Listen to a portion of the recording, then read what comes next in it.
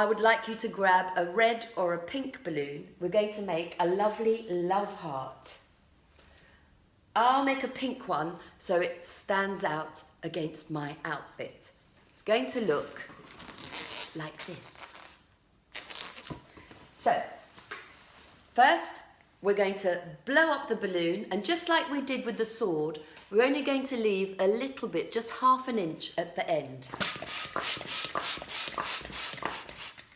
Spurt the balloon.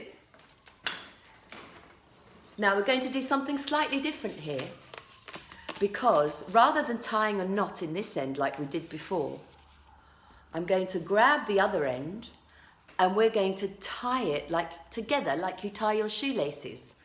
So I'm going to take it, tie it round and tie it really tight together so that these two pieces, there isn't a string between them, so that they're really tight to each other.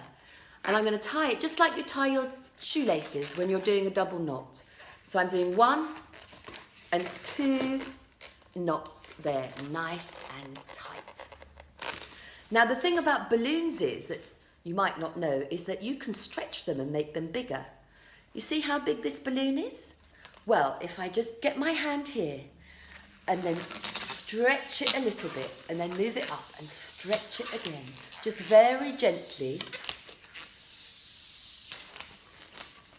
Look how much bigger it is. Yes, you can stretch your balloons.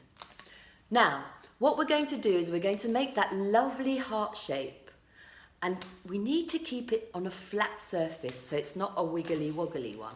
Okay, so what I like to do is put it against the flat of my body. That keeps it nice and straight. So what I'm going to do is I'm going to find the middle, and then I'm going to pull that down, keeping it flat against my body. So I'm just pulling the centre of it down towards where we had the knot, keeping it in place here. And I'm going to get this hand and I'm going to grab that balloon and try and push the air out gently. So I'm very, very gently just pushing that air, and then I'm gently going to let go of it. And the air will rush back in, but keeping that lovely middle shape. So then I'm going to swap hands. So keeping hold of that the way it is, I'm going to get my hand and I'm going to shape it. It's already got that lovely curve, but just by squeezing it like that,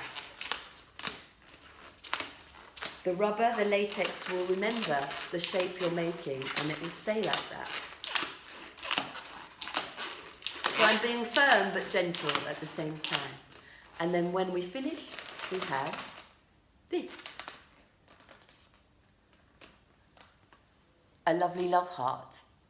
Now, if you haven't completely had it flat against you, if it's a little bit wiggly woggly like that, you can shape it a wee bit. But it takes a bit of practice, and you can't have too many love hearts around the place. So, what I'd like you to know is that a lot of people think that balloons are made of plastic, but they're not. They're made of latex, which is rubber. And the rubber comes from a plant, it's a tree. And they put a tap in the tree and the rubber just runs out and they collect it in a bucket, and that's what makes balloons. So balloons are not plastic. In fact, they're biodegradable. Yeah, they will biodegrade in 1 year like an oak leaf would. Now the thing about being biodegradable, although it's absolutely wonderful, I wouldn't get a banana skin, which is also biodegradable, and throw it down on the street, because that's littering.